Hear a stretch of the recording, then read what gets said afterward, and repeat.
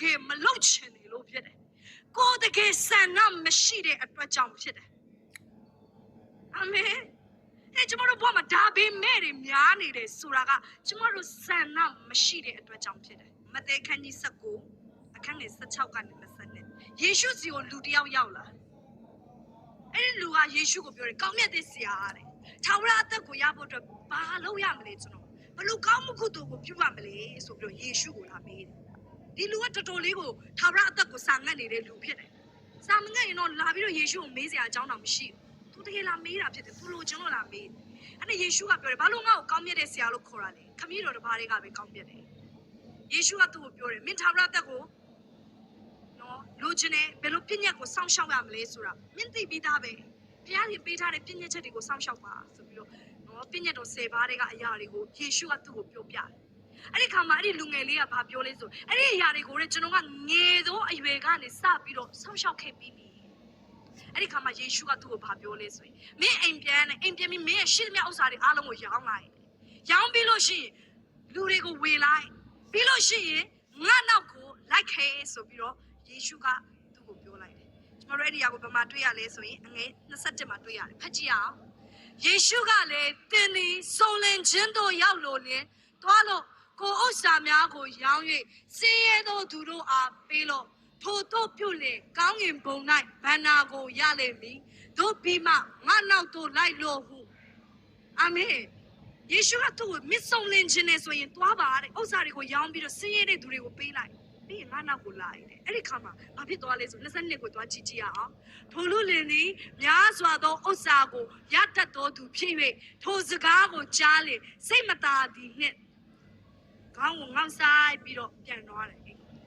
ဘာကြောင့်မလို့လဲ तू မလုံနိုင်ဘူးဖြစ်တယ်ဘာကြောင့်မလို့ तू ဒီအကြောင်းပြချက်ကိုပေးရတာလဲသူ့ရဲ့ဆန္ဒမရှိတဲ့အတွက်ကြောင့်ဖြစ်တယ်ဒီနေ့ကျွန်တော်တို့ဗာမြင်ရလဲကျွန်တော်တို့ဘဝအသက်တာထဲမှာဒါပေမဲ့ဆိုတဲ့အရာဘာဖြစ်လို့ရှိနေသေးတယ်လဲဆိုကျွန်တော်တို့ရဲ့ဆန္ဒဟာဒီဖယားသခင်ရဲ့ဆန္ဒနဲ့ထပ်တူမကျနေတဲ့အတွက်ကြောင့်ဖြစ်တယ်ယေရှုရဲ့ဆန္ဒနဲ့ကျွန်တော်တို့ရဲ့ဆန္ဒနဲ့ထပ်တူကြဖို့ယေရှုဒီမှာပြောနေတဲ့အဓိပ္ပာယ်ရှိအဲ့ဒီအရာကဘာလဲဆိုရင်ဖယားသခင်ကိုဦးစားပေးဖို့ရန်အတွက်လိုတယ်အာမင်ဒီလူငယ်လေးမှာရှိတဲ့ဥစ္စာကိုဒီလူငယ်လေးကဘာဖြစ်လဲဆိုအယမ်းပဲတန်ဖိုးထားတာဖြစ်တယ်အဲ့တော့ကျမတို့ဘေးအရာကိုဦးစားပေးနေလေကျမတို့ဘဝမှာသိအရေးကြီးကျမတို့ဦးစားပေးတဲ့အရာမှန်ဖို့ရန်အတွက်လိုအပ်တယ်အာမင်ဟုတ်ပါလူချို့တွေဘုရားခင်သုံးပါဘုရားခင်ကျွန်တော်ကိုနမိတ်လက္ခဏာနဲ့ဗိတ်သိပ်ပြီးတော့အသုံးပြုပါဆန္ဒရှိတယ်ဒါပေမဲ့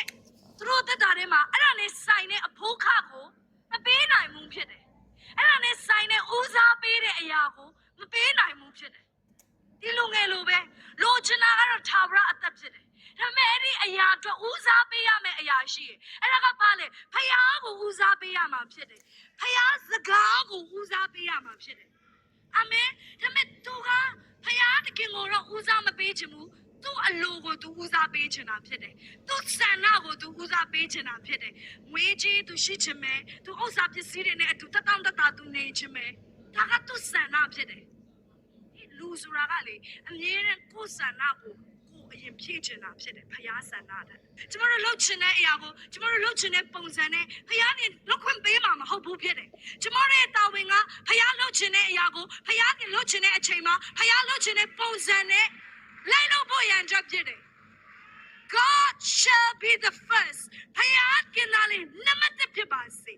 ဖယားကကျမတို့ရဲ့ဦးစားပေးဖြစ်ပါစေဖယားစကားကကျမတို့ရဲ့ဦးစားပေးဖြစ်ပါစေ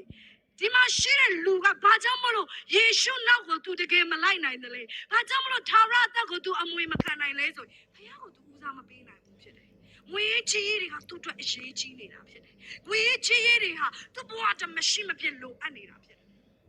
ဒီရနဲ့ပတ်သက်ပြီးတော့လေယေရှုကနောက်တစ်ခုထပ်ပြောထားတယ်ကျမ်းစာထဲမှာနိုင်ငံတော်နဲ့ဖြောင့်မတ်ခြင်းကိုရှေးဥစွာရှာချလို့နောက်မှထိုအရာများကိုထိ၍ပြီးတော်မူမယ်ဟာလေလုယာအဲ့တော့ဒီနေ့ဒီကျမ်းစာကဒါကိုပြောနေတာဖြစ်တယ်ဖယားကိုဦးစားပေးရမယ်ဟာလေလုယာဟဲ့ကျမတို့ကဖယားကိုဦးစားပေးမယ်ဆိုရင်ကျမတို့ဘဝမှာအကြောင်းပြချက်ဆိုတာရှိလာတော့မှာမဟုတ်ဘူးဖြစ်တယ်အာမင် Hallelujah. ဒီနေ့ကျမတို့သာဒီနေ့ဘိတ်သိက်ချင်းကိုကျမတို့တကယ်စာငတ်တယ်ဆိုရင်ကျမတို့အဲ့ဒီအရာကိုဦးစားတကယ်သာပေးမယ်ဆိုရင်အကြောင်းပြချက်တွေမရှိနိုင်တော့ဘူး။ထာဝရအသက်ကိုလိုတော့လိုချင်တယ်။ဒါပေမဲ့ဦးစားပေးမဟုတ်ဘူးဖြစ်တယ်သူ့အတွက်ဦးစားပေးရပတ်စံဖြစ်တယ်ဒီကျမ်းစာထဲမှာ။ဒီနေ့သင်ရဲ့ဦးစားပေးကဘာလဲ။ဒီနေ့အဲ့ဒီအရာအတွက်သင်ဟာအကြောင်းပြချက်မပေးဘဲနဲ့သင်လုပ်ကိုလုပ်မှာဖြစ်တယ်။ Hallelujah.